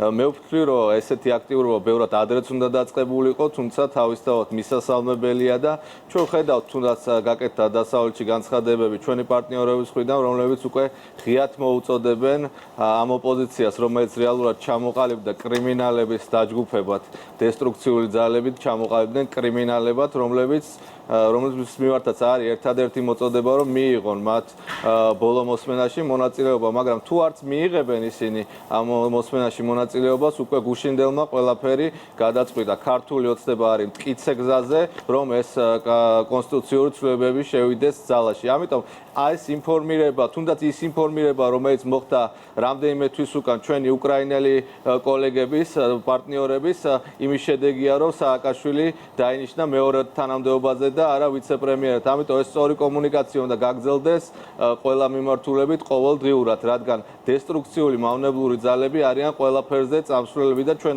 ამის კაფეო მაგალითი გვახსოვს, თუნდაც ბოკერია და კანდელაკს ვიხსენებ, ისევ რომლებიც დადიოდნენ და ცდილობდნენ, რომ საქართველოს ვიზა ლიბერალიზაცია არ მიიღო, იმიტომ თითქოს რომ ბაჩუ ახალაია და გვამების მოყვარული ვანო მერაბიშვილი იყვნენ პოლიტპატიმრები. მაგრამ ჩვენ საბოლოოდ ვნახეთ, რომ ჩვენი ურთიერთობა დასავლეთთან და ამას საუბრობს ქელი დეგნანი და ყველა ჩვენი პარტნიორი არის უმაღლეს ნიშნულზე. ეს არის შედეგი ძალიან სწორი კომუნიკაციის და მე აქ ერთი მინდა დავამატო, რომ თუ კი ვინმე დასავლეთი მოაბრუნა საქართველოსკენ და აწია ეს ურთიერთობა, არის სწორედ ბიძინა ივანიშვილი და მისი მოსვლა 2012 წელს. ის არის გარანტი და მთავარი ფაქტორი, რომ სტაბილური ურთიერთობა გაგრძელდება მჭიდრო ჩვენ დასავლეთ კოლეგებთან და საქართველო იქნება მათი ღირსეული პარტნიორი.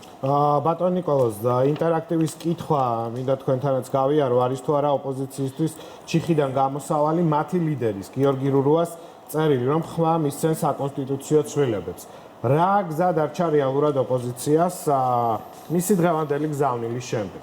ოპოზიციის რეალური სურვილი იყო, რომ ჩავარდნილიყო და ეს კაკო ბობოხიძეს წამოსდა კიდევაც და მათ არ აწყობთ პირველ რიგში, თითქოს გასაღებული იყო, რომ მათი იდეა იყო, მაგრამ სინამდვილეში მათ არ აწყობთ. ახლა რა შეიძლება ან რისი შედეგის ან ეფექტის მომტანი იყოს რურუას განცხადებები? ხო, არც არაფრის, სავარაუდოდ ეს არის ერთობლივი მათი განცხადება, მაგრამ სიტუაციიდან მათ ვერ გამოიყვან. ყველა მეორე მოსმენაზე დაინახა დესტრუქციული კრიმინალების სახე და მათი მონაწილეობა უკვე არაფერს აცვლის. თავარია, რომ ქართული ოცნება თავის დანაპირებს შეასრულებს და უბრალოდ ისინი არიან გაჭედილები, ხო, აი ამ სიტუაციიდან მათ როგორც ყოველთვის და დესტრუქციულები იმიტომ არიან, რომ არსებულ რეალობას არიან მოწყვეტილი და საბოლოოდ ვერ გათვალეს ის ნაბიჯების ერთობლიობა, იმიტომ რომ რატომღაც წარმოიდგინეს, რომ დასავლეთი მხოლოდ და მხოლოდ მათ ნათქვამზე გაითვალისწინებდა. საბოლოოდ ყველამ დაინახა სახე, ასე ვთქვათ, ქართული ოცნებისას, ანუ თეთრი მხარე სად არის და შავი მხარე სად არის. ეს არის შედეგი ზუსტად აი ამ სწორი კომუნიკაციის, თუნდაც რაზეც საუბრობდა ბატონი კუჩავა. ბატონ ნიკოლოზ, აქვე საინტერესოა ამ ყველაფრის ფონზე, როგორ ფიქრობთ, მიიღებს თუ არა ოპოზიცია მონაწილეობას ორშაბათის კენჭისყრაში? მე როგორც უყურებ, ძნელია ახლა მათი პროგნოზირება, ისინი ყოველწუთას იცვლიან ას, მაგრამ სავარაუდოდ ნაწილი მათი კვლავაც არ მიიღებს, მაგრამ როგორც თქვი, ამას ნიშნულობა არ აქვს, მათ უკვე ყველა ბერკეტი, ყველა კარტი, ინსტრუმენტი გამოცილი აქვს ხელიდან. ამიტომ ყველა ვარიანტში ისინი იძულებულები არიან წავიდნენ 2020 წლის არჩევნებზე. ანუ მთავარი პრობლემა სად არის მათი, რომ მათ არ უნდათ ამ არჩევნებში წასვლა, იმიტომ რომ მათ კარგად იციან იმ ფონზე, რაც თუნდაც პანდემიის დროს როგორც გაართვა ქართულმა ოცნებამ თავი არსებულ გამოწვევებს. ხო, ამაზე საუბრობს, ჩვენ ხო არ საუბრობს ამაზე მთელი მსოფლიო და წერს მთელი მსოფლიო. ამიტომ და გავიხსენებ იგივე გორბის კვლევას, რომელშიც უმაღლეს ნისლზეა ქართული ოცნების რეიტინგი, ატარებენ ისინი შიდა კვლევებს და იქაც იციან თავიანთი რეიტინგი. ანუ მათი მთავარი ამოცანაა, რომ როგორმე 2020 წლის ოქტომბრის საპარლამენტო არჩევნები ჩაიშალოს და წავიდნენ ისინი რევოლუციურ სცენარზე. მსგავსი განცხადებები კეთდება, მაგრამ მე კიდე ერთხელ მინდა გითხრათ, რომ საზოგადოება არავითარ რევოლუციურ სცენარს არ დაუშვებს და ზუსტად ისევე დასრულდება 2020 წლის ოქტომბრის არჩევნები, როგორც დასრულდა 2016 წლის არჩევნები ქართული ოცნების ძალიან დამაჯერებელი გამარჯვებით და არავითარი რევანში, ბოროტი, კრიმინალების ამ ქვეყანაში არასდროს აღარ შედგება. დიდი მადლობა, ნიკოლოზ მეტრეველი, პოლიტოლოგი იყო ღია ეთერში, ჩვენ პოლიტიკურ თემაზე, უბრალოდ აი იმ ცვლილებებზე რომელსაც ქვია საკონსტიტუციო ცვლილებები და დარჩა მესამე მოსმენა უშევაც. ეს თემა ამოწურეთ რეკლამის შემდეგ დავბრუნდებით პირდაპირ ეთერში. თენგის ცერცვაძე იქნება ჩვენი გადაცემის სტუმარი. ძალიან ბევრი საინტერესო თემა გვაქვს, რომელიც უკავშირდება ჩვენ ჯანმრთელობას, უკავშირდება COVID-19-ს და ასევე fake news-ებს. რის გამოც მიუხედავად იმისა, რომ არ ბრაზდება, ხო? ბატონი თენგიზიც კი გააბრაზა საუკუნის ტყუილმა, როგორც ჩვენ თქვი, ხო? საუკუნის არა, მაგრამ წლის ტყუილი ნამდვილად იყო. რეკლამის შემდეგ დავბრუნდებით რამდენიმე წუთში.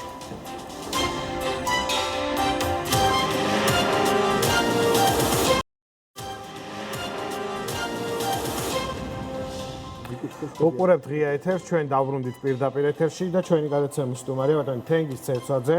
ძალიან ბევრი სასაუბრო დაგვიგროვდა, ბუნებრივია ბატონ თენგისთან. ბოლო პერიოდი ახლა ყოველთვის არის ჩვენი მხრიდან ინტერესი, მაგრამ ვცდილობთ რომ დაისვენოთ ხოლმე ჩვენგანაც, იმიტომ რომ ძალიან რთული 4 თვე გქონდათ თქვენ. ძალიან რთული 4 თვე იყო, ამას ეხა ესე სიტყვებით გადმოცემაც არ არის და არ შეესაბამება. ვერ მოვძებნით იმ სიტყვებს, რაც გაიარეთ რეალურად და გააკეთეთ თქვენ ჩვენი ქვეყნისთვის და ეს აისახება კიდეც. ნამდვილად არის აი კუნძული შეიძლება ესე ვთქვათ, ისეთი ვითარება თუნდაც სამეზობლოში, თუნდაც მთელ მსოფლიოში 10 მილიონს მიაღწევს მალე ჩვენთან. საკმაოდ დაბალია და პრაქტიკულად ჯერჯერობით გადაუჩით, მაგრამ თუ გავითვალისწინებთ ვირუსის უპროგნოზობას და საერთოდ რო არ ვიცით რას აკეთებს, არ ვიცით რა იქნება ხვალზე, ამიტომ ეგ სიფრთხილე და თქვენი რეკომენდაციების გათვალისწინება არის აუცილებელი. მე მინდა საუბარი დავიწყო თქვენი სიტყვებით, რომელიც ჩვენმა მაყურებელმა ნახა 2 დღის წინ ქრონიკის რეპორტაჟში. თუ იტყვი დიდ ტყუილს და ხშირად გაიმეორებ, ბოლოს და ბოლოს ხალხი მას დაიჯერებს, მაგრამ ვფიქრობ თვით ჰიტლერის და ჰებელსის ფანტაზია ასე შორს ვერ წავიდოდა. საკმაოდ ხისტი იყო თქვენი ეს პოზიცია, ხო? და მეთანხმებით და ეხებოდა იმ სატელევიზიო რეპორტაჟს, რომელთაც მტკიცდებოდა თითქოს გარდაცვლილი მოქალაქეების ოჯახს, უცნობი პირები COVID დიაგნოზის სანაცვლოდ თანხას თავაზობდნენ. რაში უნდა დასჭირებოდა კონკრეტულ მედიას აი ასეთი სიცრუის ტირაჟირება? ელენემ თქვა, რომ და მე ვთქვა რომ მგონი ცოტა უტრირება მოვახდინებ საუკუნის ძალიან ცუდი ბოროტი ტყუილია და კი იყო ბოროტი ტყუილი იყო, მაგრამ რაში სჭირდებოდათ ეს? ისიც როგორ რა გითხრათ, მე გაკვირვებული ვიყავი რამოდენიმე ფაქტის გამო. ერთი რომ ეს იყო ტყუილი, რომელსაც ბოლო პერიოდში შეიძლება ითქვას ანალოგი არ ქონია. ძალიან ბევრი ტყუილმართალი მომისმენია ტელევიზიებიდან წლების მანძილზე, მაგრამ არ მახსენდება აი ამ მასშტაბის ტყუილი. ეს ერთი.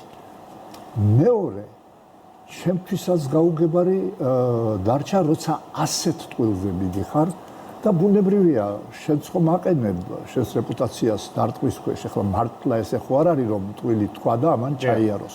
ეს უკვალოდ არ ჩაივლის. ეს გარკვეულად შენც გაყენებს დარტყვის ქვეშ. რაში სჭირდებოდათ მიზანი ვერ გავიგე ამისი. თან სრულიად შეუსაბამობაში იყო არსებულ რეალობასთან. აი თუნდაც ვიტყვი რომ თქვენ გახსოვთ ასევე მე საკმაოდ კაცრი პასუხი გავეცი სომხეთის მინისტრს ტოროსიანს, რომელიც პირიქით გვაბრალებდა რომ ქართველები მალავენ შემთხვევებსო და ცდილობენ შემცირებული უჩვენონო შემთხვევების რაოდენობა და სიკვდილების რაოდენობა.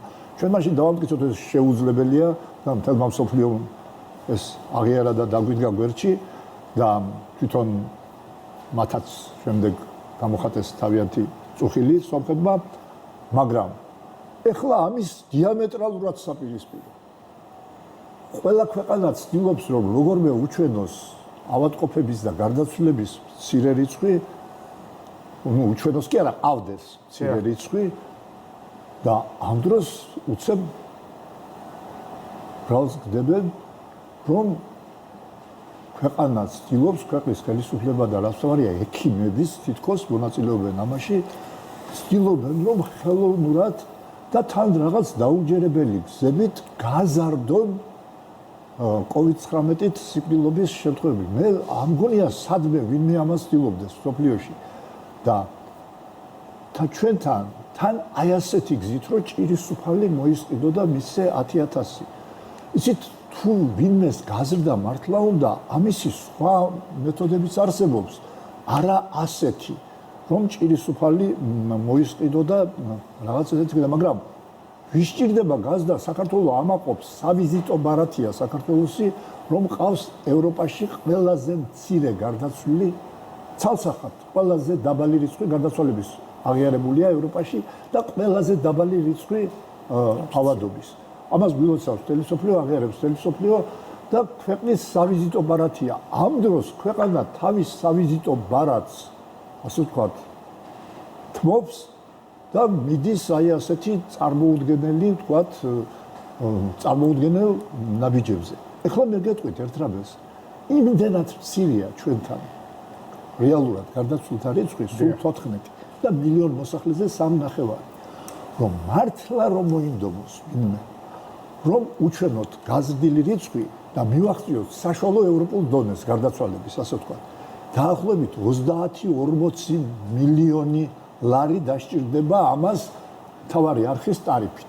თუ ერთ გარდაცვლილში უნდა გადავიხადოთ 10,000 ლარი საშუალო ევროპულ დონეს, რომ მივახციოთ გარდაცვალებისას 30-40 მილიონი ლარის გადახდა იქნება ამის საჭირო. ახლა წარმოიდგინეთ, ესე იგი, მასშტაბები ამ ტყუილის, ასე ვთქვათ, მასშტაბები. საჭირო თქვენ ერთსაც აღნიშნეთ, რომ სომხეთის წარმომადგენელს მე უპასუხეო, იგივე ნარატივი, აი ამ ინფორმაციამდე ქონდა იგივე მთავარ არხს. ეხლა იქ ტარიფზე არ იყო საუბარი, მაგრამ თითქოს მალავდით თქვენ რეალურ მონაცემებს უფრო მეტი იყო ინფიცირებული, ვიდრე ეს ოფიციალური სტატისტიკით აისახებოდა. ქონდათ ეს ინფორმაციაც მათ? დიახ, და ამ დროს საკვირველია ესე 180 გრადუსით შემობრუნება. ბატონ თენგიზ, ეს იყო ექიმებზე დარტყმა თუ იყო მთლიანად ქვეყანაზე, თუ აი რა იყო ეს? არა, ეს აშკარად ორი კურდღლის დაჭერას ემსახურებოდა. იყო ცალსახად. გაიხსენეთ, ბიზი ამბობდნენ, რომ გადიოდნენ ჭირისუფლებთან. ადგილობრივი ხელისუფლების წარმოადგენლები. ერთი და მეორე ექიმები. ანუ ორივე შტოს კომპრომეტაციის მცდელობა. გასაგებია სამწუხაროდ. ბატონ თენგიზ, მთელი ამ თვეების განმავლობაში, რაც პანდემია დაიწყო, იყო არაერთი ბრალდება, არაერთი ცრუ ინფორმაცია და თქვენ ამ ყველაფრის მოგერიება გიწევდათ და იყო სხვადასხვა დისკუსიები, ვთქვათ, პლაქვენილზე იყო დისკუსია, რომ გაამართლა, არ გაამართლა, ასევე ქართული მკურნალობის პროტოკოლზე იყო რამდენად სწორია, არასწორია და ისე ვთქვათ, უცხოეთში მცხოვრები ქართველი ექიმებიც ჩაერთნენ და ისინი ღიად გიპირისპირდებოდნენ და ქვეშ აყენებდნენ მკურნალობის ამ მეთოდებს. აი თქვენ რა გასწავლათ საქართველოს, თქვენ რა გასწავლათ აი ამ პანდემიის ფონზე ამ ბრძოლამ, იმიტომ რომ თითქოს საერთო მტერთან ყველა ერთიანდება, მეცნიერებიც, ექიმებიც და ჩვენ შემთხვევაში რაღაც სხვანაირად მოხდა. რა იყო ეს ყველაფერი აი ამ გადმოსახედიდან? ნუ როგორ გითხრათ, სვილი მასშტაბით აქაც იყო სოლიდარობა სრული საზოგადოების მხრიდან და სოფლიო მედიცინის ლიდერებიდან.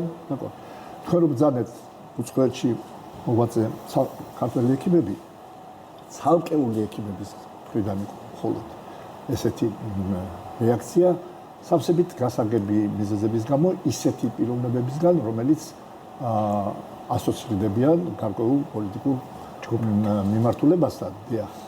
და საყურადღებოა, რომ შემდეგ, როდესაც ჩვენ შორის კამათი იმართებოდა, ზოგჯერ აკადემიური, ზოგჯერ არა აკადემიური, არც ერთ მათგანს არ უცდია თავის პოზიციის სერიოზულად დაცვა. ყველა, ვთქვათ, ამბობდა, რომ მას მხოლოდ კეთილი სურვილების ზრახვები ამოძრავებდა და სინამდვილეში, ვთქვათ, ისინი სულს არაფერს ფიქრობენ, რაც მაინც კარგია. იცით, ისინი აი ესე ბოლომდე, ვთქვათ, აი ესეთ მიუღებელ რაღაცებს, აი ბოლომდე არიცავდნენ თავისივე ნათქვამს. ახლა რა გვასწავლა? გვასწავლა ძალიან ბევრი რამე. გვასწავლა ის, რომ ეს არის ძალიან უცნაური დაავადება, ძალიან გამოუცნობი, რთული, გაცილებით უფრო ვერაგი, ვიდრე ვთქვათ, გრიპი და სხვა რესპირაციული ინფექციები, რომელიც არ არის მარტო ფილტვების ანთება, როგორც ეს თავიდან გვიღვონა, არამედ აზიანებს მთელ რიგ ორგანოებს და სისტემებს. გულს, სიზარღვებს, თავისუფლებას, გვის, თირკმლებს. იწვევს ძალიან ხშირი გართულებები აქვს ტრომბოემბოლიზმი, ანუ შემდედებელი სისტემის მხრივ დარღვევები, რასაც ტრომბოემბოლიური გართულებია. ეგრეთ წოდებული ციტოკინური შტორმი, როდესაც ორგანიზმში გამოიყოფა ბიოლოგიურად აქტიური ნივთიერებები, რომლებიც იწვევენ ძალიან ძლიერ ანთებით რეაქციას, თავიდან ამ ნივთიერებების გამოყოფა ორგანიზმის დასაცავად ხდება, მაგრამ შემდეგ გამოიყოფა ჭარბი რაოდენობით და ის, რასაც ორგანიზმი უნდა დაეცვა, ხდება ორგანიზმის მტერი და ზოგჯერ სიკვდილის მიზეზი.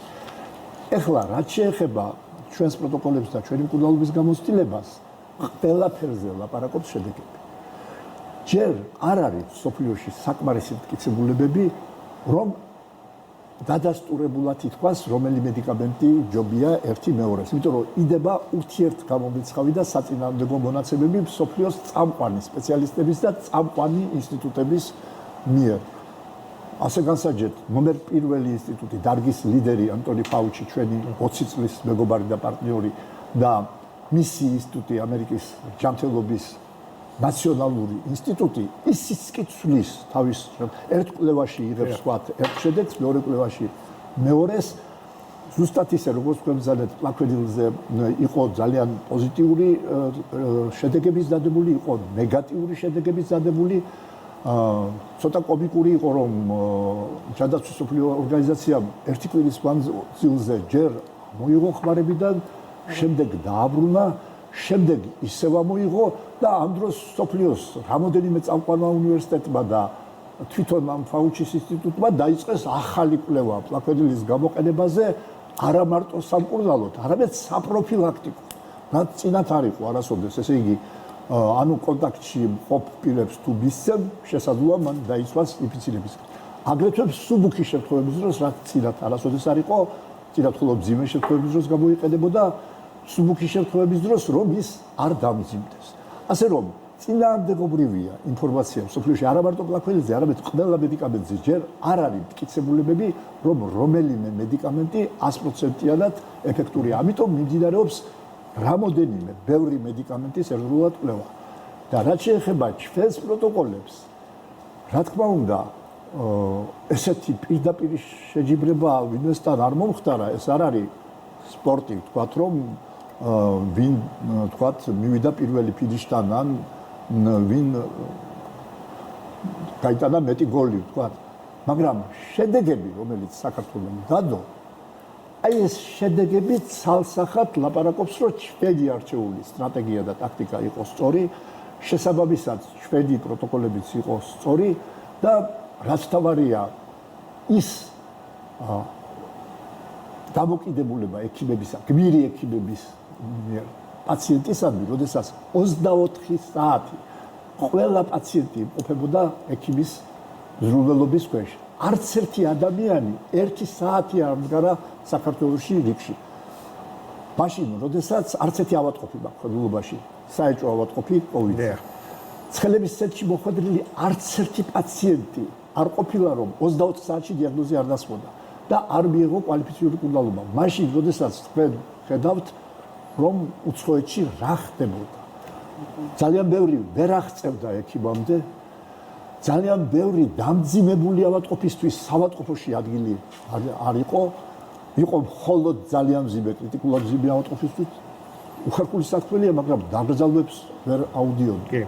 აი ეს ყველაფერი ამბობს იმაზე, რომ ჩვენთან თავიდანვე ყველა მიმართულებით იქნა მიღებული სწორი გადაწყვეტილები და არჩეული სწორი ტაქტიკა და სტრატეგია. ეს ეხებოდა დაავადებათა კონტროლის ცენტრის პირველ რიგში ჯანდაცვის სამინისტროს თავრობის და პირადად პრემიერის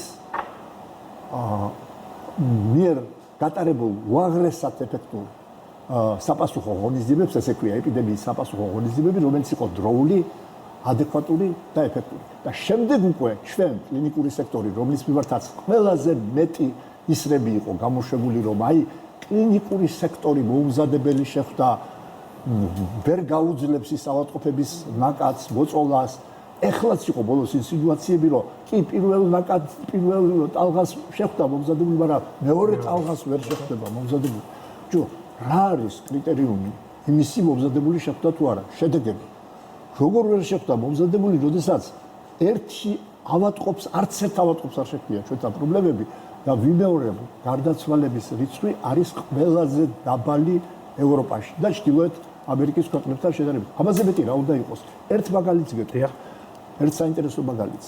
უცხოეთში ცხოვრები ქართველებიდან 118-ს დაემართა COVID. 118-ს. ჩვენთან 916 საქართველოში ცხოვრებ საქართველოს მოქალაქეს 916. უცხოეთში ცხოვრებ ქართველებიდან 118-ს დაემართა. იმ 118 COVID-ით ინფიცირებული ქართველისგან უცხოეთში დაიღუპა 16. ანუ 13.9%. ჩვენთან 916-დან დაიღუპა 14. ანუ 1.9%. 10-ჯერ ნაკლები. და ეს მე სადღაც აფრიკაში კი არ იყვნენ ისინი წასული. ესპანეთში, ამერიკაში, ინგლისში, საფრანგეთში, იტალიაში.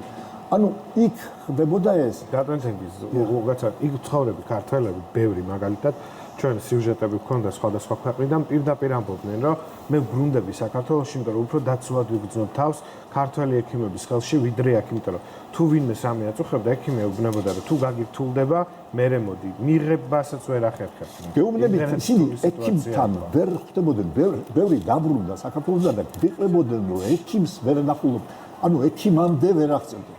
ტესტის აღებას ყველა ვერ ახერხებდა. თუ აიღებდი ტესტს 1-2 კვირის მერე იყო პასუხი. კომპიუტერულ ტომოგრაფიაზე რიგი იყო 2-3 კვირა. ჩვენთან 24 საათში კეთდებოდა. პრეზიდენტი ტრამპი ელოდებოდა ტესტის პასუხს 2 დღე თვითონ განაცხადა.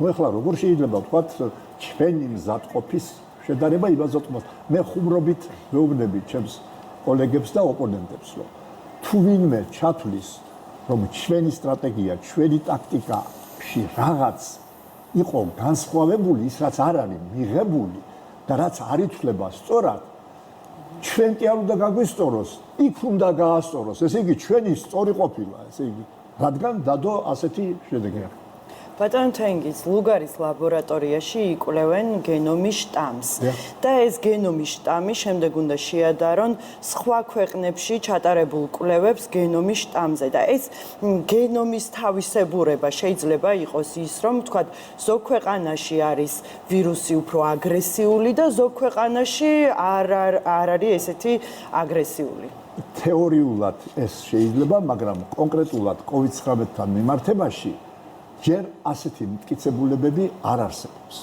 მთელი მსოფლიო ამაზე მუშაობს. არა მარტო ლუგარის ცენტრი, ლუგარის ცენტრი ერთ-ერთი წამყვანი ლაბორატორიაა მსოფლიოში, მაგრამ მთელი მსოფლიო ამაზე მუშაობს და მათ შეისწავლეს გენომები, ერთმანეთს შეადარეს, მაგრამ აქ უფრო იკვეთება ის თუ რომელ ქვეყანაში საიდან გავრცელდა უფრო ინფექცია, საიდან იქნა იმპორტირებული და სხვა რაღაცეები ვიდრე ის რომ ეს შტამები განსხვავდებოდეს ერთმანეთისგან ვირულენტობით ან გადადების უნარით. ითვლება რომ დღეს ჯერჯერობით 4 თვე გავიდა. 4 არა 6 თვე გავიდა უკვე ეპიდემიის დაწყებიდან. ამ 6 თვეში ვირუსი ბუნებრივია მუტაციას სულ განიცდის, მაგრამ მცირე მუტაციებს, ეგრეთ წოდებულ წერტილოვან მუტაციებს, რომელიც ცვლის მათ რაღაც თვისებას, მაგრამ ძირითად თვისებას არა. ჯერ არ დაფიქსირებულა მსოფლიოში რომ ვირუსმა განიცადა ისეთი მუტაცია და წარმოიქმნა ისეთი ახალი შტამი, რომელსაც ექნებოდა ან განსხვავებული ვირულენტობა, ან განსხვავებული კონტაგიოზურობა, გადაცემის უნარი. ჯერ ამის არავითარი მტკიცებულება არ არსებობს. ამიტომ საქართველოში გავრცელებული ვირუსი იტალიაში, ჩინეთში, კორეაში, ამერიკაში გადამდებობის თვალსაზრისით და ვირულენტობის თვალსაზრისით არის ერთ და იგივე. განსხვავება მენეჯმენტში თუ როგორი მენეჯმენტი დაუპირისპირა სახელმწიფომ ამ ვირუსს. ბატონ თენგის COVID-19-ის გავრცელების საფრთხე რამდენად არის, როდესაც ქვეყანაში არის გახსნილი შიდა ტურიზმი და იმ შემთხვევაშიც თუ გაიხსნება საერთაშორისო მიმოსვლა. ძალიან საინტერესო კითხვა დასვით. ეს იქნება ბოლო გამოცდა ქართული ჯანდაცვისთვის, მაგრამ უკვე არა მარტო ჯანდაცვისთვის, მთლიანად სახელმწიფოსთვის. ისევე როგორც მთლიანად სახელმწიფოს პასუხისმგებლობა იყო ის, რაც მე შეიძლება არასწორად ვთქვი, ეს არ არის მარტო ჯანდაცვის სამსახურება, რაც საქართველოში ამერწეული. მთელი სამსახურების სამსახურება, რა თქმა უნდა, ჯანდაცვად ბრძოლის წინახაზეა. აი, რაც თქვენ ბრძანეთ, ეს იქნება ბოლო გამოცდა, იმიტომ რომ ჯერჯერობით ბელა გამოცდას საქართველოში გატარებულმა საპასუხო ღონისძიებებმა და საქართველოში მზადყოფის დონემ ჯანდაცვის და არა მარტო ჯანდაცვის, მთელი რიგი სტრუქტურები, სასაზღვრო სამსახურები, შინაგან საქმეთა სამინისტრო, მთავრობა, თქვათ, სოფლის მეურნეობის სამინისტრო, ყველაფერი. ესე იგი, ეს სტრუქტურები ისე კარგად იყო ორგანიზებული, ისე კარგად დირიჟორობდნენ ამ ორკესტრს და ისეთი მყარი მდგრადი გამოდგა საქართველოს მიღწევები ამ ეპიდემიასთან ბრძოლაში, რომ მან გაუძლო მაშინ პირველი გამოცდა გახსოვთ თქვენ იყო აღდგომის დღეებში, გაუძლო აღდგომის დღეებს, არავითარი მატება. შემდეგ დაიწყო შეზღუდვების მოხსნა და საგანგებო მდგომარეობის გაუქმება. გაუძლო ამ გამოცდას. შემდეგ ეს ხდებოდა ეტაპურად. შემდეგ დაიწყო საზოგადოებრივი ტრანსპორტის მოძრაობა, ავტობუსების, სამარშრუტო ტაქსების. გაიხსნა მაღაზიები, გაიხსნა ეკონომიკა. ქვეყანა უბრუნდება, დაუბრუნდა თითქმის ჩვეულებრივ სასტუმროები გაიხსნა, ამაზე მეტი რა არა. შიგა ტურიზმი აღდგა. ყველაფერ ამას ქვეყანამ გაუძლო. წარმოიდგინეთ, რამხელა რეზერვი ქონდა ჩვენს აი ამ ვერტიკალს და ჯანდაცვის სისტემას ამ ეპიდემიის საწინააღმდეგო ღონისძიებების სტრატეგიის და პრაქტიკის და მდგრადობის რამხელა რესურსი ქონდა, რომ ყველაფერს ამას გაუძლო. მაშინ, როდესაც აი მოგახსენებთ, გერმანიაში, ლუქსემბურგში, ბოსნიაში, შვეციაში, მას შემდეგ რაც მოიხსნა შეზღუდვები, აღინიშნა სწრაფი მატება და ზოგიერთ ქვეყნებში იძულებული გახდა ხელახლა ჩაეკეტათ ყველაფერი. აი გერმანიაში ბოლო დღეებში იყო 544, 659 ახალი შემთხვევა, შვეციაში 1500 და 1558 ახალი შემთხვევა. ეხლა შვედურ მოდელს რომ ზოგიერთი თქვათ იწონებს და ზოგიერთი გვახარბებს ჩვენ. რა არის დასახარბებელი შვეციაში არის ამჟამად 10-ჯერ უარესი სიტუაცია ვიდრე საქართველოში. ელემენტარულად ეხლა დღეს საქართველოში გვაქვს 2 ახალი შემთხვევა, 3, 5, 6 ერთნიშნა რიცხვი.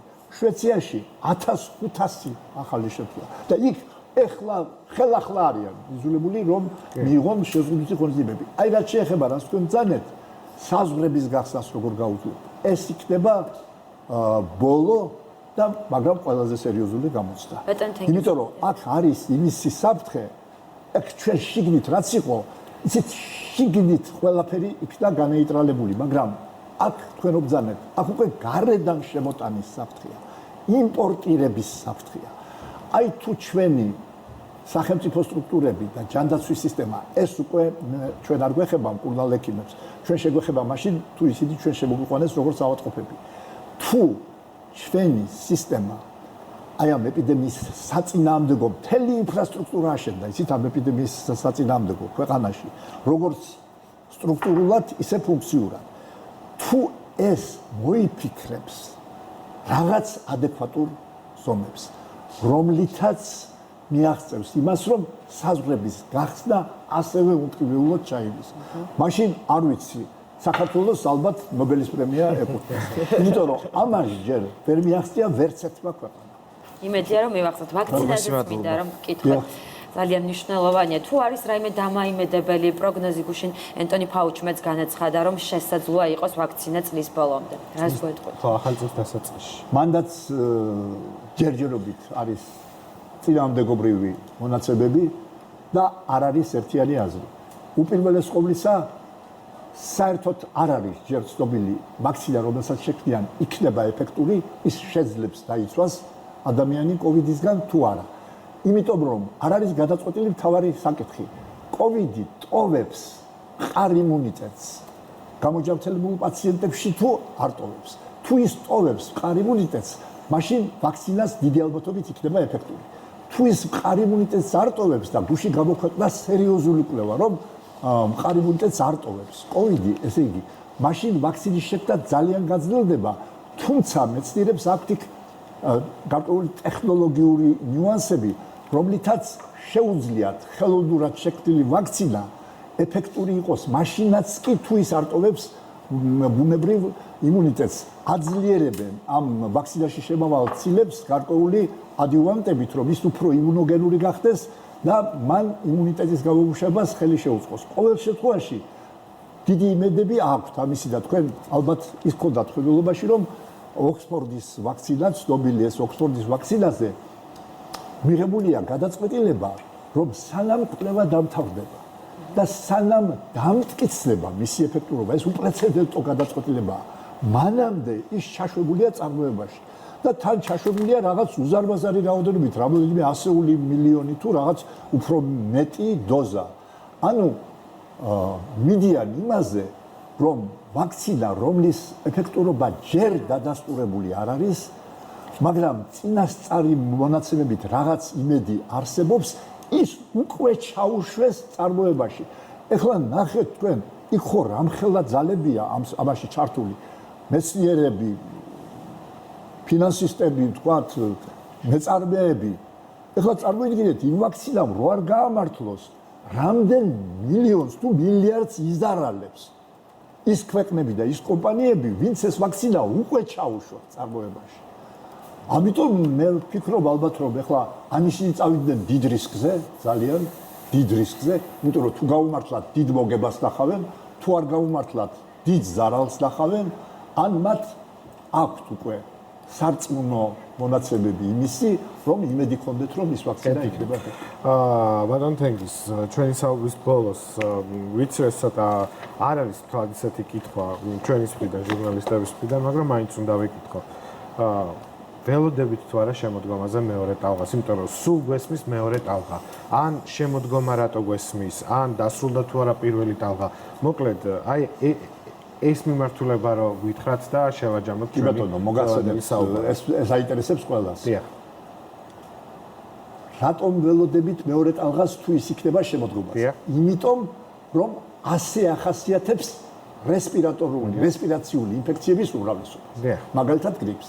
და რამდენადაც COVID-ი განიხილება როგორც რესპირაციული ინფექცია, ამიტომ ფიქრობენ, რომ მას ექნება მეორე ტალღა, როცა დაიწყება აგრილება. ანუ ოქტომბერ-ნოემბრის შემდეგ. რეალურად იქნება თუ არა ეს, არავინ არ იცის და მე როგორც გითხარით და თქვენ ბრძანეთ, რომ ეს არაპროგნოზირებადი ინფექციაა და ჩვენ იმის თქმას კი არ შეგვიძლია, ჯერ პირველი ტალღა დამთავრდა თუ არა, იმიტომ რომ როგორ თქვათ, პირველი ტალღა დამთავრდა, როდესაც რაოდენობების კლება მსოფლიოში არ ფიქსირდება ჯერ. ამიტომ უფრო სწორი იქნება ეს მეორე ტალღაც, მგონი მარტო საქართველოსთვის შემორჩა ეს ხდება. საქართველოში დავამთავრებთ პირველი ტალღა. და თუ ჩვენთან ხელახლა დაიწყო, იქნება მეორე ტალღა. თორემ მსოფლიოში პირველი ტალღა არ დამთავრებულა ჯერ, იცით, ყველგან გრძელდება პირველი ტალღა. და მე უფრო მოველი, რომ პირველი ტალღა გადავა მეორე ტალღაში, ისე მდორედ გადავა მეორე ტალღაში. და ჩემი პირადი აზრი, როგორც გითხარით, არავინ არ იცის ზუსტი პროგნოზი, ჩემი პირადი აზრია, რომ მეორე ტალღა რაღაც ფორმით, რომ მას დაერქვას მეორე ტალღა იქნება, მაგრამ ის არ იქნება ისე ძლიერი, როგორც პირველი.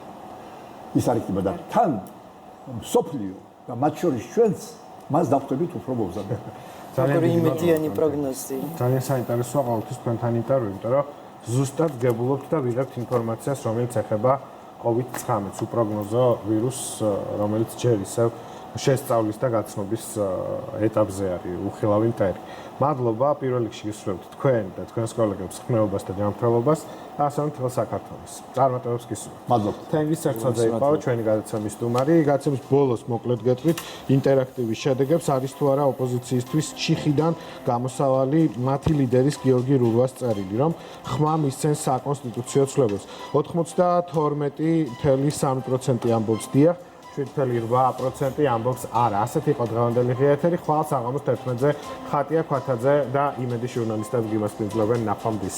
ნახვამდის. ძალიან დიდი მადლობა.